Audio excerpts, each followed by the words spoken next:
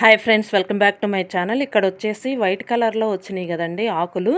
అవి ఏంటంటే నేను కట్ చేస్తున్నాను అనమాట. ఇంకా పక్కన రాకుండా ఉంటాయి కదా, ఒకసారి వచ్చిందంటే ఏంటంటే పక్కన మొక్కలకు కూడా వస్తుంది అనమాట. అందుకని నేను కట్ చేస్తున్నాను. ఇది వచ్చేసి ఏంటంటే ఇక ప్రతిసారి వస్తుందండి అలా కట్ చేయకపోతే. ఒక్కొక్కసారి ఏంటంటే కొంచెం మట్టి వల్ల కూడా మట్టిలో బలం లేదనుకుంటా, అలా కూడా వస్తుంటుంది. ఇంక ఈసారి ఏంటంటే ఇక సరిగా వస్తే కనుక ఉంచుతాను, లేకపోతే ఇంకా తీసేసి మట్టిలో కూడా ఎరువు కలిపేస్తానమాట. కలిపేసి మళ్ళీ గింజలు వేసేస్తాను. ఇక్కడ వచ్చేసి ఈ కుండీలో లేదండి, అయినా సరే ఎక్కువ లేదు. ఏందంటే కొంచెం చిన్న కుండీలు కదండీ, ఇక బలం సరిపోవట్లేదు. ఆ మట్టిలో ఏముంటదండి. ఇక్కడ చూడండి, బీన్స్ మొన్న షార్ట్ వీడియో ఒకటి పెట్టాను, బీన్స్ ఫ్లవరు. అప్పుడు ఆకుల మీద కొంచెం గీతలు గీతలుగా ఉన్నాయి గదా, అదేందంటే తెగుల్లాగా వస్తదనమాట లైట్‌గా. అవేంది పక్కలకు గూడా పాకిద్దనమాట.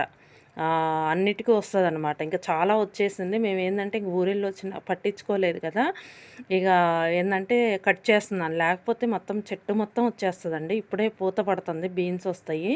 అవి వచ్చినప్పుడు కూడా మీకు చూపిస్తాను. మొత్తం ఏందంటే తీసి పడేస్తున్నాను.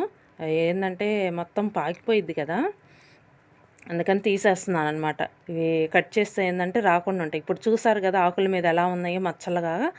అవేందంటే మొన్న చిక్కుడు చెట్టుకి గూడా ఇలానే వచ్చినియండి. అవేందంటే నేను కట్ చేశాననమాట. ఇంకా రాలేదు తర్వాత.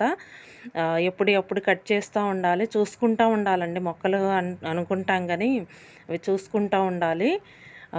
ఇదొచ్చేసి ఏందంటే ఇంక నేను మనీ ప్లాంట్ మొక్క గూడా మరీ కొమ్మలన్నీ బయటకొచ్చేసి మరీ రోతగా ఉన్నాయిలే అని నేను కట్ చేశాను.